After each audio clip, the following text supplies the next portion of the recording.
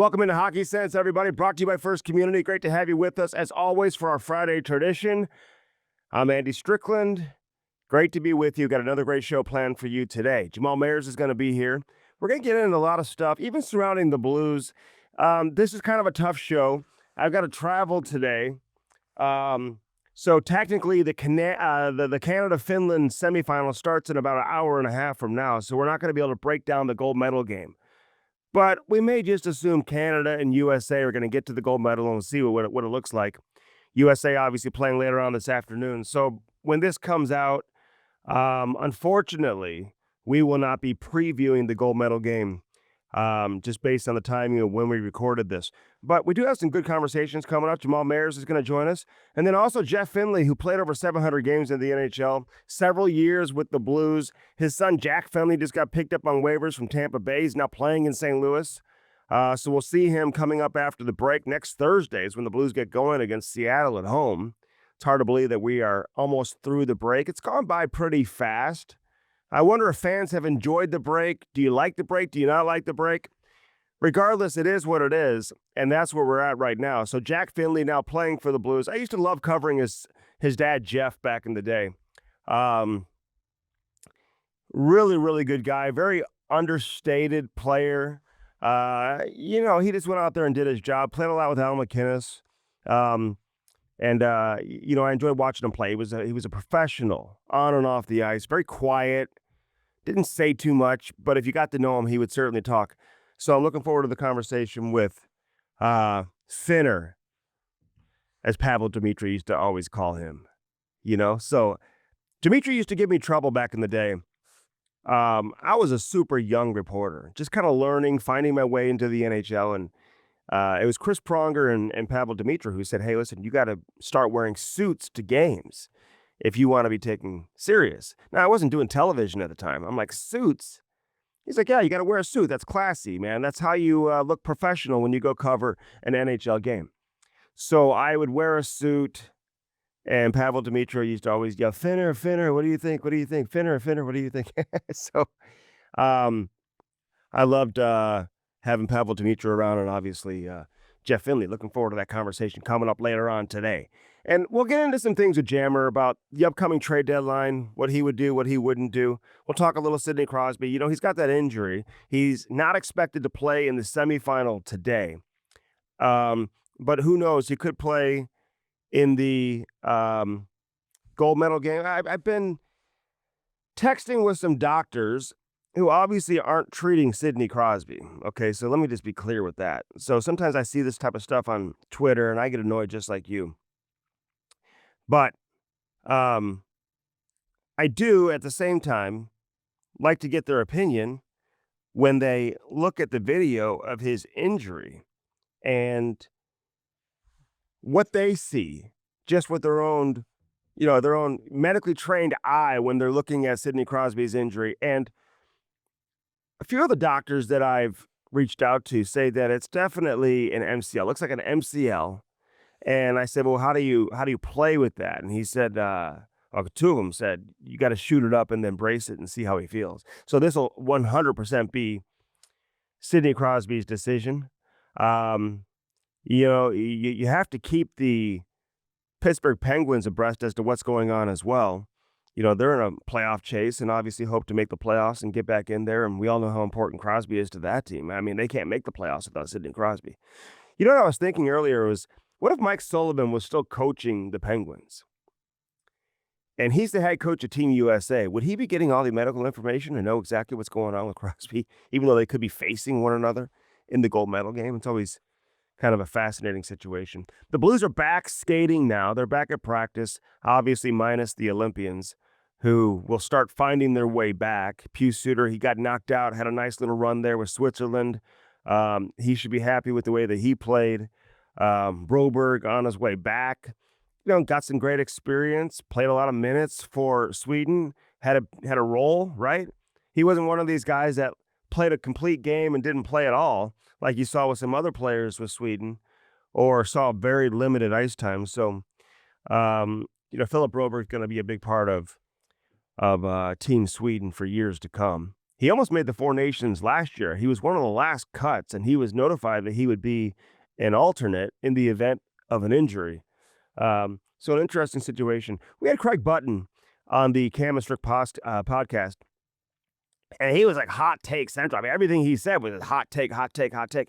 I love it, man. Cam and I love it when you come on the podcast and you just bring the heat. Craig Button brought the heat, and I love that about him. Very opinionated, but he's got some credibility, too. He's been around the game for a long, long time. But, what he had to say about the Sweden and Finland and some of these other European coaches just being completely overmatched against the powers of North America who are led by NHL coaches. So we'll see if that stays true. What if Canada loses to Finland today? I thought Canada was going to lose to Czechia the other day, man. I really did.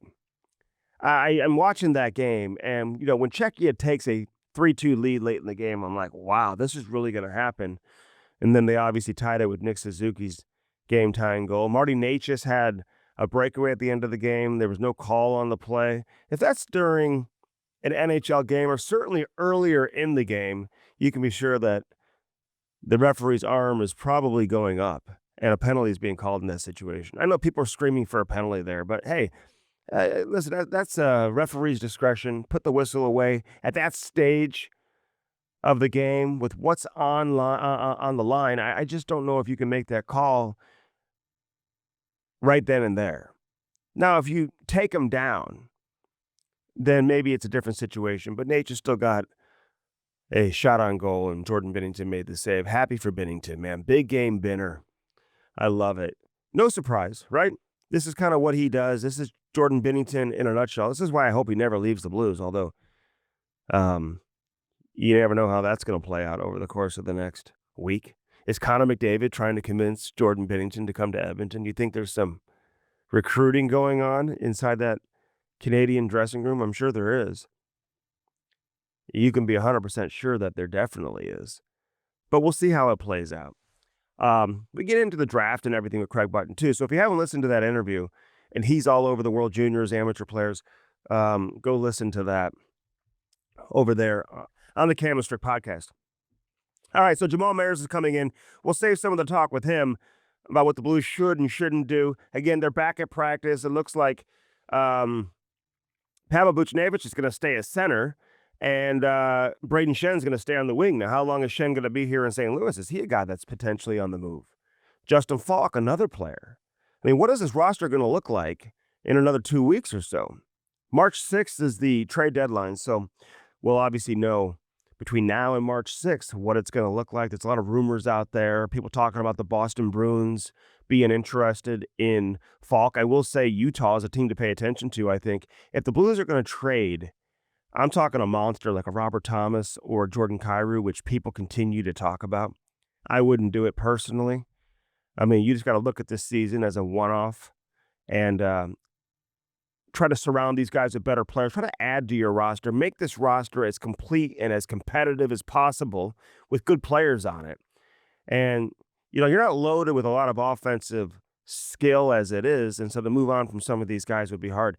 But I guess it all depends on what you're getting in return. You're getting some quality pieces coming back that make you better than who am I to say they shouldn't make the deal. But Utah. Pay attention to Utah when it comes to those two guys. First Community brings us Hockey Sense each and every week. Sign your son or daughter up for Little Blues and do it today. Comes with all their equipment, skates, stick, everything. So you don't have to go to the hockey shop and try to figure out what you're supposed to get and what you're not supposed to get. It comes with everything, great instruction, get quality ice, reasonable cost too. And it's all brought to you by First Community. Nobody gives back to St. Louis hockey more than First Community.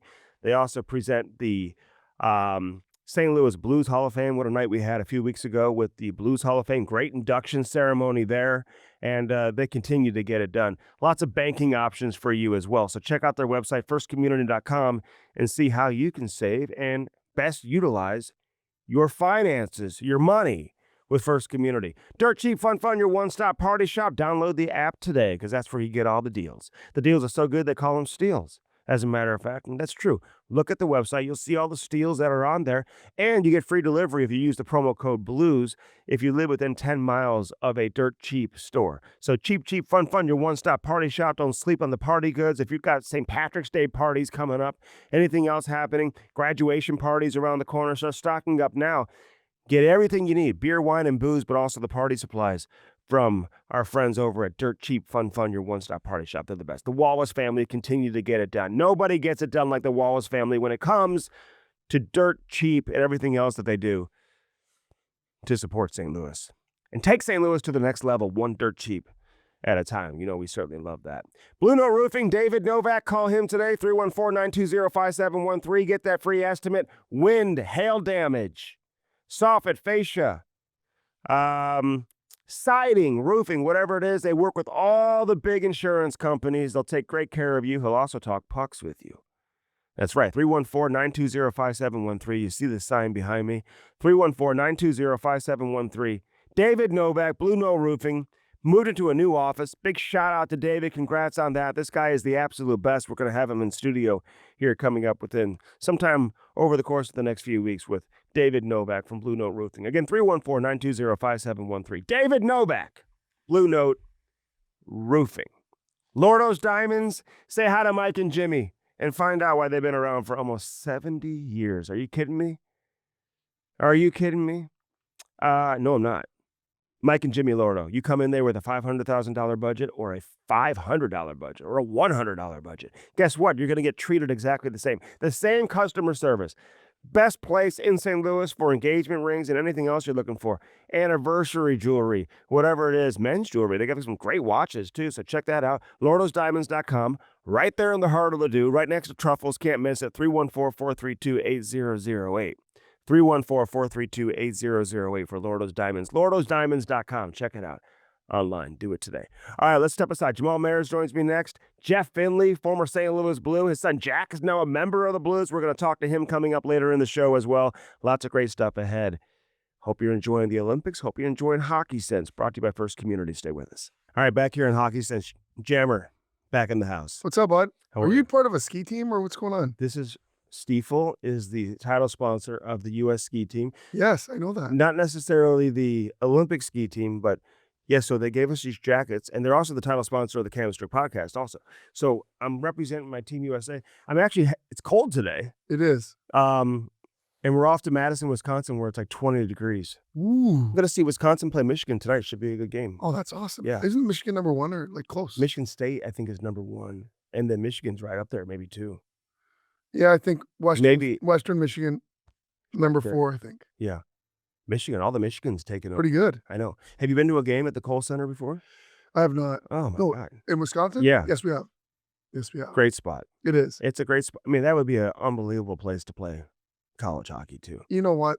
The Midwest is so blessed with so many unreal options. There's literally like 8 to 10 really good programs. I know. Yeah. I know. But like last time, like in Madison, it's the whole campus is surrounded by the lake. Yes. And it was completely frozen over. And there's just kids playing shinny hockey all day long. And college students hanging out and whatever, just walking around on the lake. It's just like, I don't know, it was a really cool scene last time I was there. So I would imagine we'll see the same thing. Maybe we'll take the kids to go That's awesome. skate on the lake. I like it. Bring an extra pair of blades. I know. Does that make you nervous to go skate on a? My wife flips out every time we talk about it, so she No, won't be there. When you see the natives, the people from there doing it, Yeah. it's fine. I wouldn't do it in St. Louis. Mm-hmm. People do though all the time. Oh, that's crazy. You don't do it in St. Louis ever? No. Do you think that it messes up your skates? It does. Yeah. 100%. How many sets of blades do you take to the games for your kid? Crew has 3 pairs. 3 pairs. And do you change them during the games? No, not unless like something terrible happens. We say my kids too. You see the dads show up at the bench all the time. It changes blades. Yeah. You know, my thing is this, because we had a game a week or two ago, and my kid lost an edge. He was falling everywhere, like just like sliding across the ice. It was obvious he couldn't turn. But you know, you just gotta find a way. Sometimes you gotta find a way to fight through it. Like Think about it. When we were kids, did that ever happen? No. You just leaned on your left leg a little bit more because you There's couldn't get your skate sharpened nothing until you the could next do. day. Like, or after the game. Well, what were you supposed to do? Nothing will change his blades. No, just if you're going to turn right, then do Yeah. it like a skier, lean on your left leg a little bit more. Yeah. What, is that what you do in skiing? You lean on which leg? Skiing is the opposite of skating. Really? So if you want to turn left Mm-hmm. in skiing, You use lean your right leg. Oh, I got you. You know what I'm saying? 'Cause Yeah. in skating, you use your inside leg. Yeah. Have you enjoyed the Olympics? Unbelievable. My favorite, short track. Oh my God, the speed skating. Oh, So let me ask you this: do you think if Connor McDavid or Nathan McKinnon, one of these guys, Cale Makar, if they put speed skates on, like they would be just as fast as those guys, or no? on the longer track. The short track, I think the advantage is to be smaller. Mm-hmm. But yeah, 100% they would be able to do it. Really? Yes. And vice versa. I don't know if you put hockey skates on these speed skaters, if they would just be flying around. Maybe they They'd would be be. fast, but hockey takes a lot more things. Those skates are just insane to look at. Pretty cool. The speed skates. I know. But I've also enjoyed the skiing, the jumping, the Yeah. Oh, yeah. racing, I know. and the new camera angle where they have behind them, where you get an appreciation for how fast they're going. And how high they go. Yeah. It's like, that's insane. I know. So the Olympics are kind of like, it's cool because never, like any other time during the year, you wouldn't stop to watch any of these events, really. You know what I'm saying? Very true. If they were on TV. But the Olympics makes it a little bit different. Real quick, we're going to have Jeff Finley on, Yes. your former teammate. And it's kind of crazy, right? When if you have former teammates whose kids are now playing in the night. We already been through that, obviously, with a couple other guys, including Yes. Keith Kachuk. So, but Jeff Finley, like, what do you remember about him as a teammate? Great guy, quietly funny, had good one-liners, stay-at-home defenseman, Mhm. like great guy, just played the game the right way and showed up every day, just supporting his teammates, and Yeah. not surprising that he's in, leadership capacity in the NHL and Yeah. on that side of it. He found a home here in St. Louis when he was playing, because he's kind of like bouncing around a Yep. little bit. Played with the Rangers have and 4 some other kids. teams. Do they really? Yeah, 3 boys and a girl. Yeah. Last I saw him was in at Matthew Kachuk's draft party at the draft in 2016. I think he was working with Kelowna at the time, because I don't know who he was working with at the time, but he was coaching in Kelowna in the Western League a few years back too. So I don't know. We'll find out what he's up to now. But now his son got claimed off waivers from Tampa Bay. Now he's playing with the Blues. He's going to wear that old 37 too. Is he really? Yeah, Oh, that's great. That's the best part. I know. He's big. He's like He is. 6'6". And I didn't realize he was a forward. He's a center. Yeah. So when I covered a couple of games earlier, maybe last year or this year, and I'm like, Did you put two Finley. and two together? yeah, I did. You did? Finley looked it up and it was pretty cool. Mm. All right. So the Olympics, it's hard. We can't break down the gold medal game, but I got to ask you first off, Sweden, and we had Craig Button on the Canister podcast, and he was, he just let loose on the coaching for some of these European countries and how they're just overmatched against the NHL coaching with NHL players and whatnot. But what's your take on that? I mean, you got guys who played 1,100 games in the NHL still playing, That's- who like sit on the bench for an entire game against Italy. Well, this is how I know it's flawed. Mm-hmm. When you've got the smaller player from New Jersey, what's his name? Who didn't play for 2 periods. Oh, Brad, Jesper So Bratt. Yeah. let's take him for an example. And then he was unbelievable. You don't play him for 2 periods at all. Mm-hmm. And then you decide to play him in the third and in overtime. That tells me you don't know what you're doing. Forsberg didn't Right. play the first game, maybe a minute, and then he's in the power play the next game. Yeah, it's one thing to say, like, I don't like this player. I'm not going to play these 2 guys. Yeah. But then to change it mid-game, change it game to game. My opinion is there's so many unbelievable, because it's on a smaller ice surface, Mm-hmm. they should have went with a former Swedish NHL player that's now a coach, Mm-hmm. but NHL experience. Yeah, but they don't even have to be Swedish. Do you know Finland? True. The players were really pushing, from what I hear, internally to have Paul Maurice be their coach. There was a lot of talk about that. In fact, Jamie Kompon, who obviously we've known for a long time, is an assistant coach with Germany right Know now. that. He's on the bench in Germany. So, and I asked him before he went over, I said, how does that work? Do you have to, did you play in Germany? Are you German? You don't have to be. So I just wonder as we move along, I can't wait to ask Alexander Steen his opinion on it. And I would imagine, because he's part of management, and he has more of a North American thinking, I think, when it comes to the game? I mean, he's not going to throw anybody under the bus, but I'm just curious to know his opinion. I think that's to me, I still think both countries, Finland and Sweden, have enough unbelievable former NHL players that are now coaches, probably in Europe or other places, that have the NHL experience, Yeah. that can lean on that. They don't have to go outside their country. Germany, I get it. They don't have that many former NHL players. But Sweden and Finland, Yeah. come on. I know, and Finland has NHL general managers on their management team, like Jarmo Kekalainen, for example, and different people like that. So, who knows? They might beat Canada today. You never know. They may Very end up true. beating Canada They're before very it's good. all said and done. Czechia could have. You could maybe even say should have beaten. I don't know about should have. Well, 6 guys on the ice, that helps. okay, that's true. But I'm just saying should have from the standpoint that they had they had a 1-goal lead late in the third period. Yeah. Okay. And they had a breakaway, Marty Necas. If that's earlier in the game or if that's an NHL game, that's 100% I was so happy valid. for Binner. Yes. How about the that save and then the overtime save? Oh, yeah. Guy coming right down Broadway. Comes right out.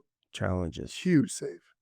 That's what he does. It's like the most Jordan Binnington thing of all time. It's just for him just to flip a switch and lock in. Although some people are still being critical because they don't like some of the goals that he's let. Oh, are you serious? Oh, yeah. Okay.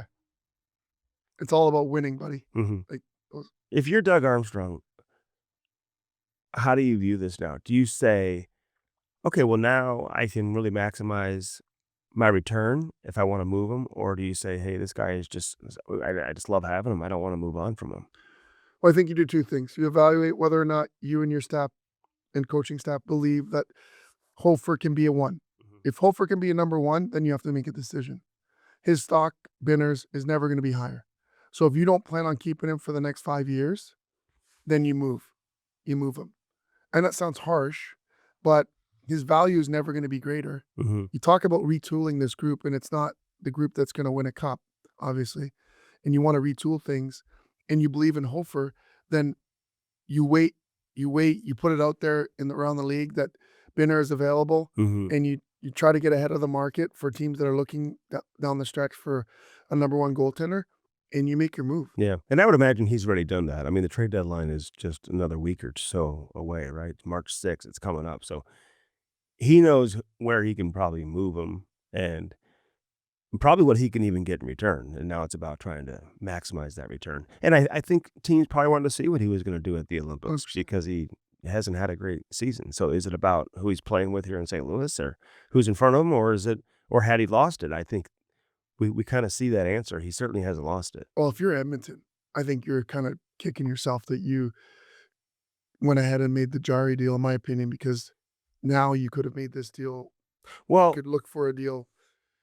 They could still maybe do that, but Binnington does have a limited no trade list, and from what I understand, Edmonton was on there. Oh, that's silly. So they went to the final twice. Doesn't want to live in Edmonton. I get it, but you can live in Edmonton for 4 years. For 1 year. We still have 1 year left? Yeah, after this year. Okay. Even better. But, I would imagine Connor McDavid's doing some recruiting right now. Oh, yeah. Because I think they could still make that deal. And who knows? Maybe the Blues would have to take Jari coming back the other way, Which wouldn't be terrible. So, and they don't have a guy in the system right now who you could say, hey, can come up and be a backup next year. They would need to go get a backup goaltender for Hofer. Oh, I like that. I like that move. Not 1 for 1. No. Yeah. And like he's a throw-in. Roster players. Yes. And your top prospect. Like, okay. Yeah. Yeah, no, I'm with you there from that standpoint. How tough is it, do you think, for like some are being critical of a guy like Sam Reinhart, for example? He hadn't been overly noticeable in a lot of these games. I mean, these guys are so used to being prominent players on their teams and then all of a sudden have to take a back seat. Should John Cooper be guilty of playing McDavid and McKinnon and these guys too much? No. Versus like trusting some of these other players that you have on the team who are superstar players to maybe get out there and get the job done as well. I'm not saying they shouldn't play more than everybody else, but you know what I'm saying? The ice time is certainly tilted. Every team in every environment, there's going to be the hierarchy that you're seeing. It is unfair to look at a guy like Reinhart who's playing in the bottom 6 and expect him to produce like he's doing with his team, with his club team. Oh, That's exactly. not his role. Right. That's not why It's he's not a there. power play, though. He's accepted what he's supposed to be doing. Yeah. He's not in the rhythm of what he's normally doing Right. either. It's all about winning at this point. They're in the semifinals. It's not about, is McKinnon not producing 5-on-5? What's going on with Reinhart? He's not Mhm. producing. This Marchand's in and out. It's not about that Mhm. in this moment. It for both teams, US and Canada. Yeah. Whatever they're accepting of their role. Mhm. There's only so much ice to go around. They're not going to score 12 goals a game and produce like they do for their regular team. It's about winning. So the guys who are producing, the Mhm. Macklins, the McDavids, the McCarrs, those are the guys that have been put in that position to be the guys for this team, and they're expected to do it. Mhm. I would be more concerned that they have to continue to do that. Yeah. Same thing for US. The guys who have been producing offensively for them are going to have to continue in the semifinal. Mhm. Like you can't get to the halfway through the semifinal and be like, "Oh, we'd like Reinhart to do it now." Yeah. He's gonna be like, "What are you talking about? You didn't ask No, me I to know. do that." It's probably tough for him to stay locked in during the game. I mean, not to say that he's not. No. It's a big, but like you're not. I don't know when the last time he's been in that situation. Right. Very true, but I think this is different because you're playing for your country. No, I get that. It's Olympics. It's if it's the playoffs, he's playing for his own team. It's semifinals, and this happened. A lot more different. Do you think, okay, and I'm not being critical at all. I'm really curious. It's just interesting, these Olympic teams. I mean, so much goes into it, Jamal. There's so many people on management. So many, they're spending so much time combing over every player. I mean, to go play France and Italy, you know what I'm saying? So it's like you take Trocheck, you take JT Miller. Yes. We need this guy to do X, Y, and Z because they have a specific role, but you don't bring a Caulfield, you don't bring a Jason Robertson, for example, who's a top 10 scorer in the league. And for other guys, do they overthink this is my question. A little bit. I think on the Trocheck piece, I like the player. Mhm. He, in my opinion, should never have been out there in the overtime. I think they had him out there just to take the phase off. Whatever. He's got to get That's off. a mistake. Yeah, Because if you lose, is it really? You got Austin Matthews is good at faceoffs. exactly. If he loses a faceoff, really, are you okay? Is he good defensively? Yes. Jack Eichel could. It's going to be okay. Eichel- Jack Eichel can take the faceoff. Like, stop with this specialist taking the faceoff and then changing. Because if he only wins at a 58%, let's call it 60. Yeah, It's just you have a 40% chance he loses. I know. Then he stays on the ice for a minute and a half. I know. No, I know. makes no sense. And he can't get off. So yeah, they overthink those types of moves. Yeah, that's what I'm talking about. I'm only talking about those. I But don't not think JT Miller. See him blocking shots late Yeah. in games. Oh, yeah. With his freaking shoulder. took some heat for the turnover and the. It's fine. I think you got to slot, like we talk about, slotting guys into the Mhm. right spaces. I think there's a comfortability with the player that you coach Mhm. in Trocheck's sense. Perhaps is playing a little bit more than necessary because he coaches him. Right. That would be the only thing that needs some refinement, in my opinion. What if I was thinking about this with Crosby going down, and no one knows what the injury is. I have reached out to some doctors to say, "Hey, what do you think it is?" And like they both said, probably an MCL. You can inject it, put a brace on it, and it's up to him how much pain he can tolerate and how he feels, obviously. And with a player like Crosby, he's going to be the one to make the call. No one's going to tell him whether he's going to play or not. But could you imagine if Sullivan was still the coach of Pittsburgh? Like, would he still get all the information as to what's going on, even though they may face each other in the gold medal game? He would have to know, like, how his player is doing. You know what I mean? Right. It would have been interesting if he was still coaching Pittsburgh, but he's not. So I guess it doesn't matter. But Well, they can dress a 13 forward, right? Mhm. I wonder, can they put 14 forwards out there for warm-up? Probably. Because you always can put an extra one, right? Mhm. So my guess is that he probably takes warm-up if he's at 60%. Mhm. And if he's at 60%, maybe he sits on the bench. Do you dress him if he can't play? Knowing you can I have a 13th forward? No, I don't. You don't do that. Because optically, there's this visual reminder every time you come to the bench. Frick, we don't have our leader. Mhm. They've got enough leaders. Let them have the inspiration in between periods because he'll be there Yeah. supporting them. But in the game, I think even he would feel like it's a distraction. Mhm. All right, a couple more minutes here. I'm just going to name a couple players. You tell me what you do here at the deadline. So we'll start with Braden Shen. Trade him. Justin Falk. Trade him. I mean, there's some other guys, the Oscar Sundquist of the world, these guys who are on expiring contracts Yeah. or whatever. And I think there could be some teams that are, hey, bring on an extra forward who Sure. has some experience, perform well in the playoffs, and can do a lot of the little things we're talking about, kill penalties and whatnot. Yeah. How different do you think this team's going to look? Well, you haven't mentioned Kyrou. Trade him. Mm-hmm. Thomas. Keep Okay, him. you would trade Kyrou. Yes. You would. I think you need to change the makeup of the core Okay. and shake the tree. You a little don't. bit. You wouldn't rather add? They need to add pieces, like, because I look at Kyrou and I don't disagree. He'll go somewhere else and he's going to thrive. Yes. Okay. Like in a different environment.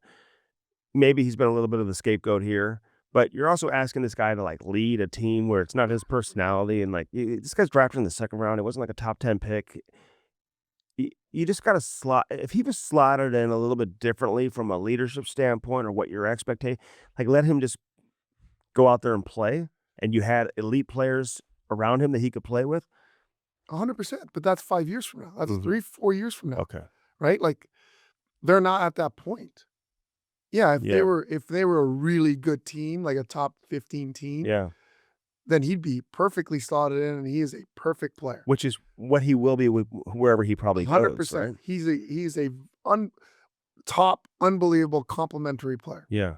But for a team that's retooling and what you can get back and what's Mhm. all the stuff that's gone on, I think he needs a reset. I think you can live through, and it's very difficult to find players of Thomas's caliber, Yeah. especially centermen that Yeah. play all situations. To me, he's the piece that stays, that is untouchable. Broberg, untouchable. Mhm. Benner, you got to make a decision on. But I think you got to look. Pew Suter. It's got 1 year left. You might keep him because you're going to go out and get a Pia Suter. You know what I mean? Like Right. you're going to need a depth center that can play 12 games in the top 6, Yeah. that plays in the bottom 6, kills He's penalties. a good player too. I think you keep him. Yeah. The Thomas situation, for me, it comes down to, is he asking for a trade? Does he want out?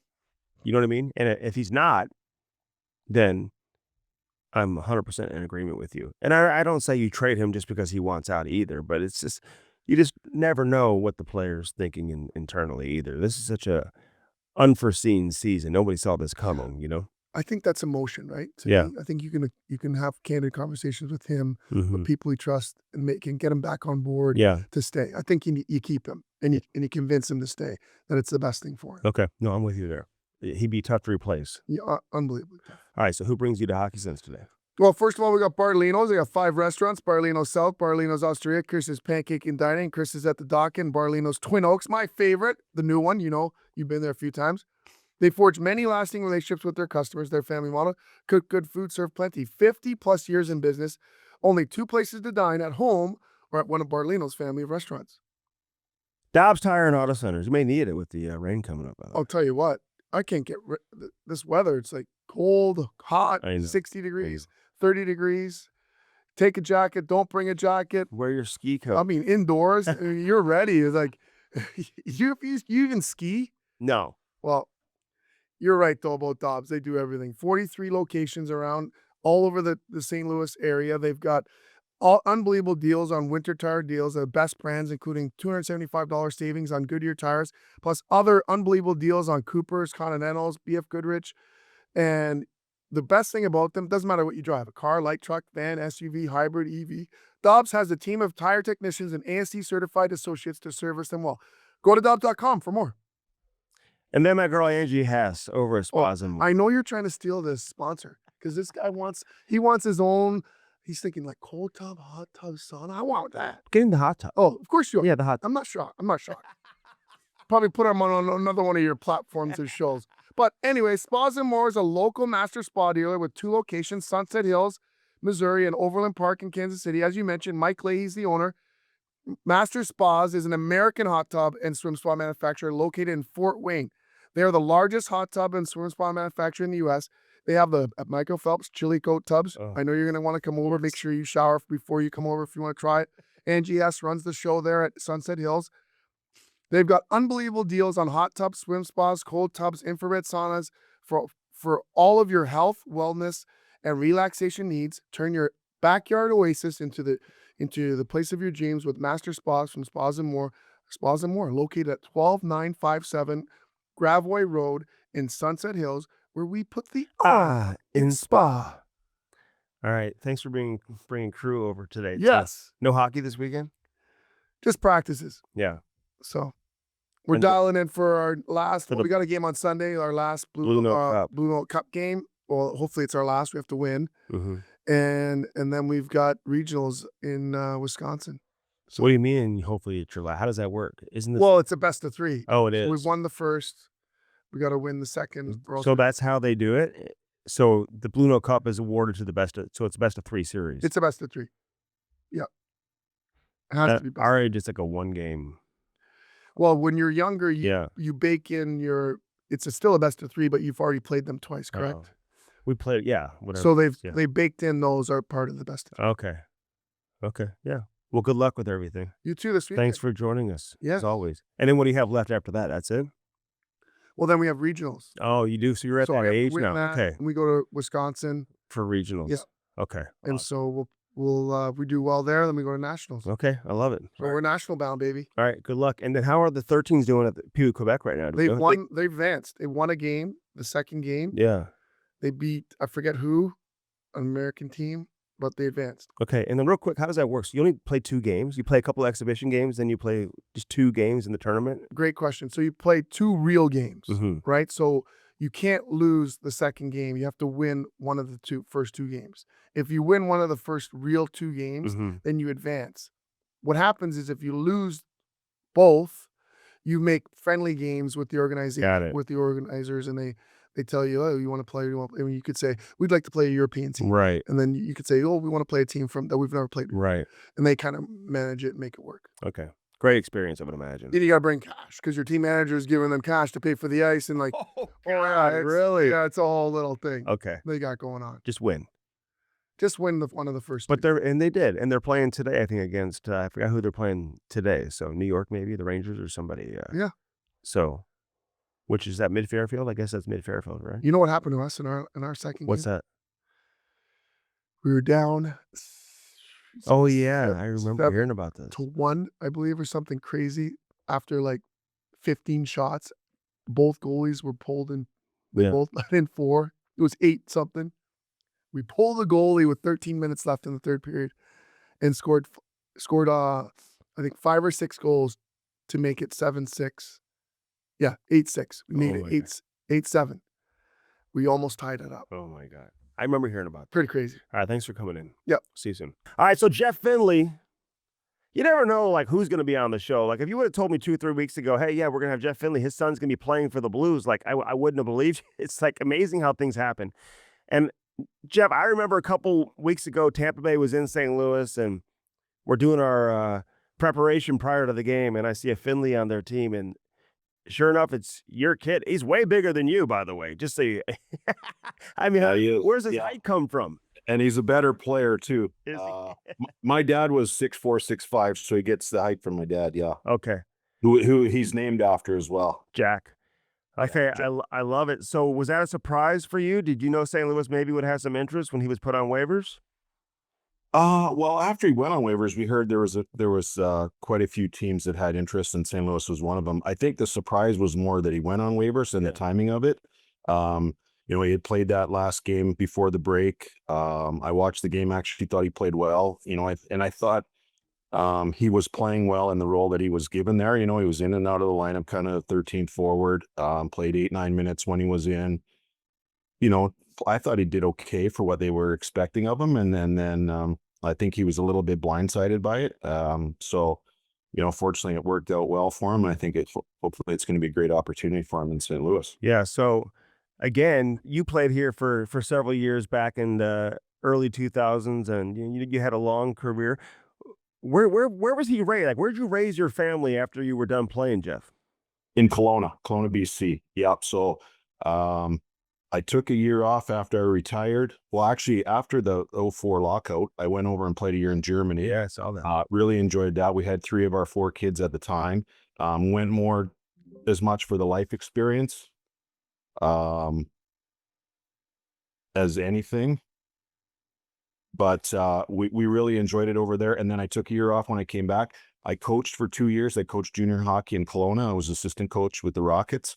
And then I got into scouting. So I've been, but we've been in Kelowna ever since I retired. All right, so what are you doing now? Because I know you're in Winnipeg, but you're not living in Winnipeg, but I didn't even know you were working with the Jets. So what are you doing with the Jets? Amateur scouting. So I was 10 years with Detroit, amateur scouting. And now this is year 7 with the Jets. Okay. So your territory is where? Are you all over the place, or you kind of stick around in one area? Yeah. No, I'm in charge of Western Canada, but I go all over North America. I don't go to Europe, but I go all over North America. I just did a 2-week trip all over Ontario, down into the US. And so, yeah, I go all over. So when you're amateur scouting and you're doing all your traveling, and you know, there's so many people that you played with and played against who have now gotten involved from a scouting standpoint. Do you run into a lot of former teammates? I mean, I would imagine you see Big Walt occasionally. I mean, that's gotta be Absolutely. fun, right? It is fun. You're right. It is fun. I do see Big Wald out in the trail. I just ran into Jamie McLennan in Vancouver on the weekend. I hadn't seen him in a year, so that was great. We had a quick catch up there. So I do. It's really fun. All right, so last time I saw you, I think, was at Big Walt at Matthew Tkachuk's his draft party back in 2016 in Buffalo. What's it like seeing like former teammates? I mean, you're going through it now with your son playing in the NHL, but I mean, former teammates, obviously, like Big Walt. You see these little kids run around the locker room, and then they've turned into NHL superstars. Yeah, no, it's pretty awesome. And I don't know if you remember that group that we had there when I was in St. Louis going through those years. Al McInnes's kids were there, Corey Stillman's kids were there, Big Walt's kids. So they used to have a mini stick game that they would play on the carpet there while we were getting ready to go out on the ice. And there's some pretty impressive names that end up going on and having pretty good pro careers. And they're all, between the ages of 3 and probably 6 and 7 back then. I know, that's crazy. And Ryan McInnes, obviously, was a second-round pick. He's still playing over in Germany, which is, listen, Yeah. you mentioned you played there. I mean, and we got a lot of St. Louis kids who are overplaying in Germany. That's got to be a great experience for those kids. Absolutely. And actually, my middle son, too, who aged out of junior hockey last year, he had some CIS interest. Grades weren't good enough. He needed to upgrade his schooling. So, through some of my connections, I was able to get him over there. He's playing there this year. My wife just went over there now. She's there visiting him. It's low level. It's not great hockey, but he's having a blast. And it's just, like I said, about our experience, just a great life experience to be over there. Yeah. What are you seeing right now from an amateur side when you're scouting, Jeff, just in terms of the talent and ability? Um, how many times do you feel like you have to watch a kid play to really, truly get a read on him? That's a great question. We talk about it all the time. And the thing with these kids is they're 17. So, you can go in there and have expectations and know what think you're going to watch. And then the kid doesn't have a great game. So you got to go back and see it. It's always great when you see their A game, so you know what you're getting. But like I said, they're young. They have warts. There's no perfect player at that age. So you kind of have to use your experience, I guess I would say, in evaluating and knowing that, you got to take the good with the bad and look at all the things they can do and not dwell on what they're not doing at this age. So, probably depends on the kid. The high-end kids 3-4 times, I would say you get a pretty good read on. All right, so I'm going to get back to Jack, but I'm curious because you were coaching. And I remember reaching out to you prior to the 2008 draft. I mean, the Blues were drafting 4th overall. They got Alex Pietrangelo, but you had Luke Shen on your team and Tyler Myers too, I believe, at the time, both defensemen Right, who yeah. went really high in the draft. So do you prefer the scouting over the coaching? Why'd you get out of coaching? Coaching at the time in junior was just such a commitment. I was getting to the rink at 9 o'clock in the morning. We didn't practice till the kids got out of school, which was 3:30. And I wasn't getting home till 5 or 6 o'clock at night. So it was just long days. I wasn't able to even, let alone help with my kids' hockey. I wasn't even able to even go watch either practices or any of their games. So it was just at the time, having 4 young kids, the commitment was too much for me. I did enjoy it a lot though. And like you said, I had Tyler Myers. We won the championship in my second year. We lost the Memorial Cup final. Jamie Benn, Tyson Berry, We had great players, so that was really fun. And coaching those great young players, knowing that they're going on to have NHL careers, and you can be a small part of helping them, it was really, really enjoyable. But it was just the commitment at the time. It was too much for me. And then you have Luke and Tyler, and they're both 1,000-game players in the NHL Yeah. on the back end. So I would imagine you were working with the defensemen specifically, right? I mean, why wouldn't you be? So what'd you think of those kids? No surprise, right? That they've gone on to have long careers? No, not at all. No. And I think back then you knew they were super talented. I remember Larry Plow calling me about asking, because everyone was wanting to know who do you like better, Luke or Tyler, and they're both different players. Luke was actually a late birthday draft, so he was a year older, but he played a more heavy, rugged game. He was tough as nails. And Tyler was more raw at the time, but he was such a beautiful skater for a young kid at that age. So you could just see, the potential that was there, and you knew they were both going to go on and have NHL careers. So it was just more about teaching them a lot of the little details about, playing the position, and sort of, I guess I would say, expediting their pro careers so they didn't have to spend a lot of time, if any, in the American League and learning that stuff. I think Tyler went on to, he did actually, after he left our junior team, he went on to win the Calder Trophy. So yeah, that part of coaching was very fun and very rewarding. And I do remember you listening, because Luke was getting a lot of the attention. I mean, he went in the top 5, obviously, and you had Drew Doughty in that draft. You had all these guys. Yeah. But I remember you kept going back to Tyler too. Like, don't underestimate this kid. Like, this guy Yeah. is, Yeah. It was, like I said, just a little more raw at the time. Things still started to have to come together. He was very, very skinny and weak. We used to have to monitor his ice time. We found if he got over 22, 23 minutes, he got really tired, and then mental mistakes started happening for him. So we were trying to keep him around the 7-minute mark each period. We were timing him and stuff. So it was just a matter of it all coming together for him. And by the time he was 19, you could really see how serious he took his career. Yeah. Putting on weight, training properly, eating properly. He was dialed in. So you knew what was going to happen for him. It was just a little bit of I guess, more of a later process for him than it was for Luke, who was naturally big and strong and had that sort of farm boy strength. So a guy like Macklin Celebrini, because he didn't play in the Western League, but he grew up in Vancouver, then obviously came down and played in California when he moved with his family. Like, are you aware of that kid from a very young age, or you just not really? Only being in BC and hearing about him. Same thing with Connor Bedard. You hear about these names. There's a couple kids now that are going to go high in the draft this year. The Ruck twins. They're 2 twins that play in Medicine Hat. Hadn't seen any of those kids at younger ages. The odd guy I will get to see because of playing against my kids when they were coming up, but I hadn't seen Celebrini, hadn't seen Bedard at the same age, but it's certainly lots of hype, and I had heard about them. Anybody on the Canadian Olympic team now that you saw for years and years? I mean, even a kid like forgetting his name, who plays in Carolina, who's from Winnipeg. Oh yeah, Seth. Well, yeah, Jarvis, Seth Jarvis. So yeah, he's the same age as Jack. Okay. So Jack and Seth played against each other, and I saw him at a younger age for sure. He was definitely a kid that you knew was going to be a star. All right, so real quick, why was St. Louis such a good fit for you and playing under Joel Quenneville? Because I felt like once you got to St. Louis, I mean, your career just really took off. Yeah, I would agree. It was weird. I wish I had Joel, and even Mike Kitchen was great for me as well there too. I wish I had him when I was younger, because I even though I think I was 30 or 31 when I got there, I learned a lot from him. I learned a lot about the position. I think Joel was ahead of his time as far as stick on puck, stuff like that. Little details. There's a big argument now about sliding on 2-on-1s for defensemen. Well, Joel was adamant that you had to slide. If Prongs made a horrible pinch and it was a 2-on-1 on me and I didn't slide, Joel was mad at me for not sliding, and not mad at Prongs for making a horrible pinch. So there was just a lot of things. It was just a good fit at the time. I still felt like, even though I had been up and down, I could play in the league. I had confidence in my ability, and it was great for me. Yeah, you were such a good fit, and you just kind of played your game. Like, you didn't try to come outside of who you were. You just you were so consistent, like reliable. You knew what you were going to get every single night.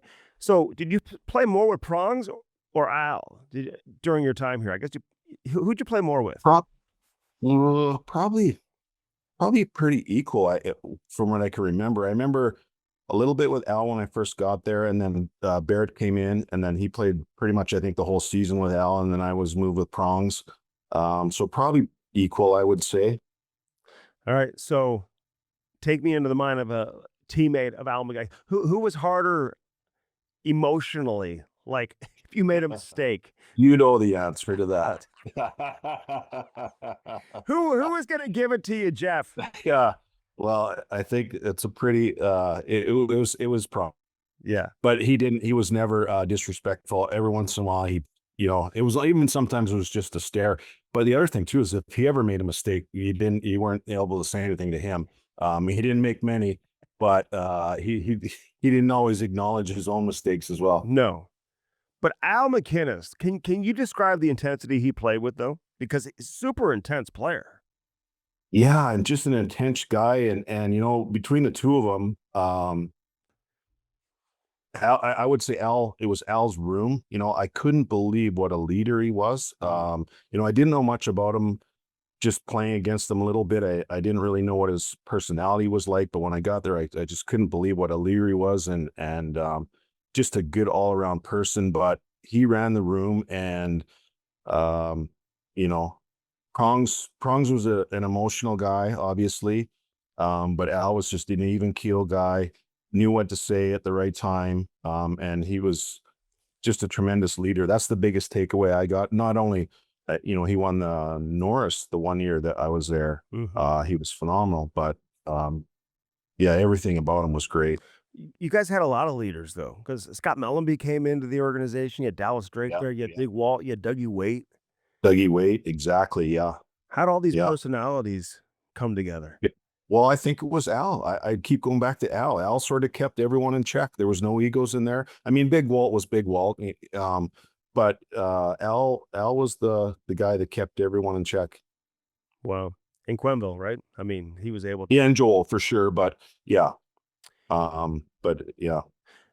What do you remember about the late Pavel Dimitri? I remember talking to Pavel used to always say Finner, Finner, whatever. I would be bugging him, whatever. He'd always say Finner, Finner, trying to get me away from him or whatever. Or he'd always accuse me of wearing a rental when I started wearing suits back in the day, something you obviously wouldn't remember. But it's just little interactions like that. But he was so talented.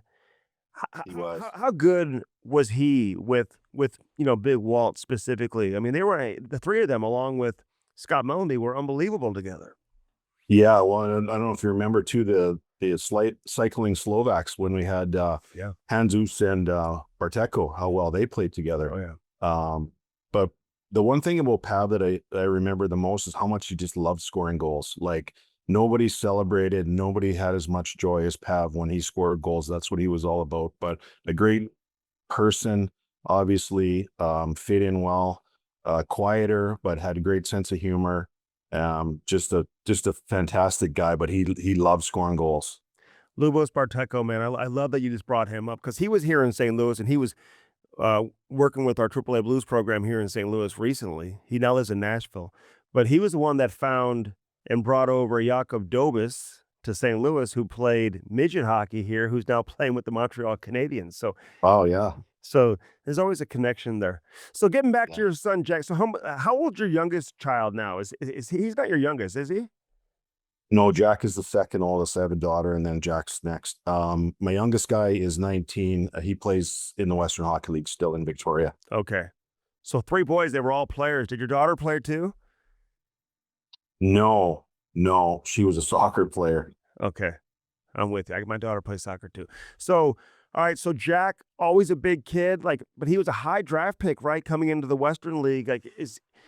Describe who the Blues are getting now for the fans. Jack was always a big kid when he was younger. So it was, he was really smart as a young player. His skating was always a little funky. He'd go through these coordination stages, so he was always trying to catch up to his body, So that was part of the reason why he ended up being a forward. Anytime when he was, 5, 6 years old, they stick him on the fence, he'd just stand in front of the net. So I always wanted him to chase the puck like the rest of the kids, be in the part of the pack and get his feet moving and try and develop his skating a little bit. Mm-hmm. And so once he started to play out up front. Then he never went back to D. They didn't like it at all. But, you know, he was always a really smart player. He had some skill. He's an athletic kid. But he was always a head taller than everybody. So he had that kind of going for him, which was good and bad. He was a high Bantam pick. I think he was fifth or sixth overall in the Bantam draft. Had a good junior career and then second in the NHL draft. So I think he always sort of projected as a bottom six, reliable, two-way sort of center. He's really taken face-offs as part of his identity and knows how important that is. So he's working on that and always trying to improve on that.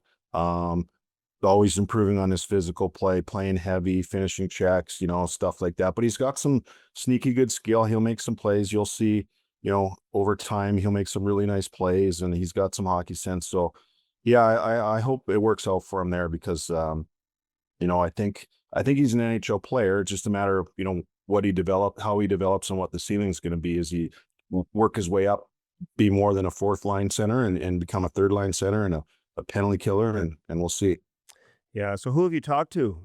Any former teammates? I mean, have you been in touch with Al or anybody else since they picked him up off waivers? No, actually, just some of their amateur scouts who knew him well when he was 17 and are happy they got him. But I haven't talked to any of my former guys there. When you going to come into St. Louis and catch a game? I'm catching the first one next week. Okay. We're going to have to get you on TV then, Jeff. That's what it means. Okay. So I'll be coming sneaking in and sneaking out. I'll be coming to find you. I know where to find you, Jeff. Yes. Hey, but it's exciting. He's wearing number 37 too. He was born in St. Louis, so it's a great story and gives us an opportunity to talk about your career once again here in St. Louis, because I know you were a big part of those teams that were really, really good, man. You guys had some really good teams, Jeff. You know, back in the early 2000s too. So all the best, man. Great to have him here in St. Louis, and look forward to seeing you next week. Thanks, Andy. Appreciate it. Okay, take care. Take care. Yep. All right, that was Jeff Finley. Always great to catch up with him, and just a great guy, and obviously was a really good player. Man, I love watching him play back in the day here in St. Louis too. We've got the Olympic Games starting now, so unfortunately we couldn't record until couldn't wait till after the games were over today. So we'll have another show for you next week. Obviously, we'll be back into the NHL season next Friday, with the Blues picking things back up on Thursday. Looking forward to that. We've got the trade deadline right around the corner, so a lot of things happening with the Blues here over the course of the next few weeks. First Community brings us hockey sense each and every week. Again, sign your son or daughter up for the Little Blues program. They got great banking options, great ways to save money and to utilize your money in the right way. So check out firstcommunity.com. Blue Note Roofing, 314-920-5713. Lordo's Diamonds, Dirt Cheap, Fun, your one-stop party shop. All our great sponsors, Frontenac Detailing, Kirkwood Fence, everybody. Support our sponsors and allow us to continue to bring you content here on Hockey Sense at Half Coast Studios. We thank Aiden for all of his help. Jamal Mayers, who came in earlier in the show, and of course, Jeff Finley, his son Jack, now a member of the St. Louis Blues. All right, I'm Andy Strickland, reminding you to keep your head up and your stick on the ice. Go USA! And we'll do it again next Friday. Have a great weekend, St. Louis.